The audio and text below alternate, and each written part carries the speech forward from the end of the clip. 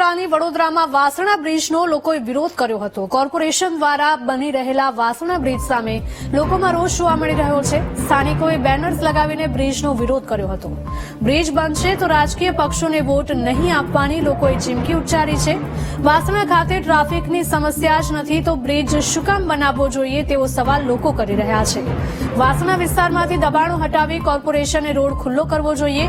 Circle નાનું કરવામાં આવે તો પણ ટ્રાફિકની સમસ્યાનો હલ થઈ શકે। સ્થાનિક લોકોએ ધારાસભ્ય ચૈતન્ય દેસાઈને સાથે રાખીને કમિશનરને રજૂઆત કરી। બ્રિજ બનશે તો અનેક વેપારીઓને નુકસાન થવાની ભીતિ છે તો ધંધા રોજગાર ઠપ થઈ જવાનો પણ લોકોમાં ભય ફેલાયો છે।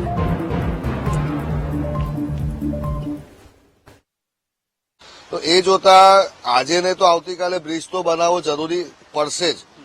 એટલે આજે જ આપણે ના પાડીએ તો 3-4 વર્ષે કદાચ જરૂર પડે। હવે આજે સમજો કે 50 કરોડમાં બ્રિજ બનતો હશે તો 3-4 વર્ષ પછી 80 કરોડનો થશે। ઇવેન્ચ્યુઅલી પૈસા તો ટેક્સપેયરના જ જઈ રહ્યા છે।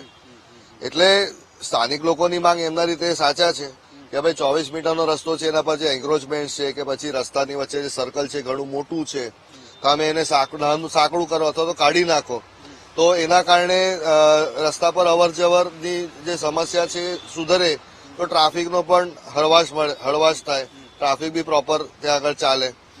એમના રીતે પણ સાચા છે। હવે સરકાર, હું એમ કહું કે સરકાર છે તો પૈસા આજે આટલા ઇન્વેસ્ટ કરતી હોય કોઈ બ્રિજમાં કે બીજા કોઈ કામમાં તો એ કંઈક તમારું વડોદરા શહેરને સુશોભિત કરવા તો કરતી નથી।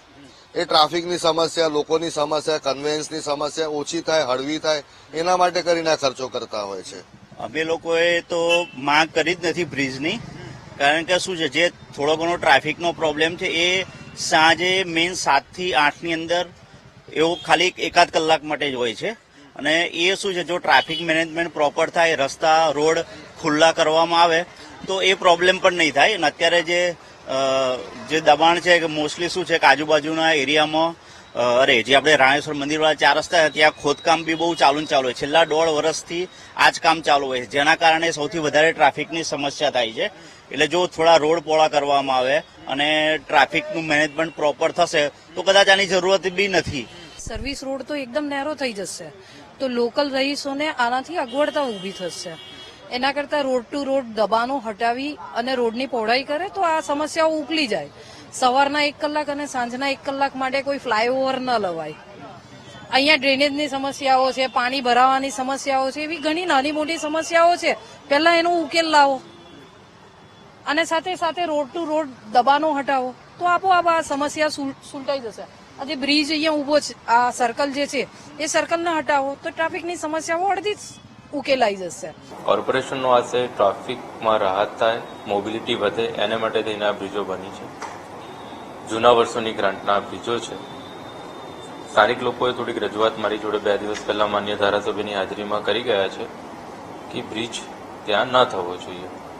એટલે ઓલરેડી બ્રિજ મંજૂર થઈ ગયું છે, વર્ક ઓર્ડર આપી દીધું છે, પણ તેમ છતાં એ લોકો કહે છે એટલે એકવાર અમે ટેકનિકલી એને રીલુક કરી લેવાના છીએ અને પછી એમાં અમે આગળ વધશું। પણ અમે કીધું એ પ્રમાણે અમારો આશય એ જ છે કે મોબિલિટીમાં વધારો થાય।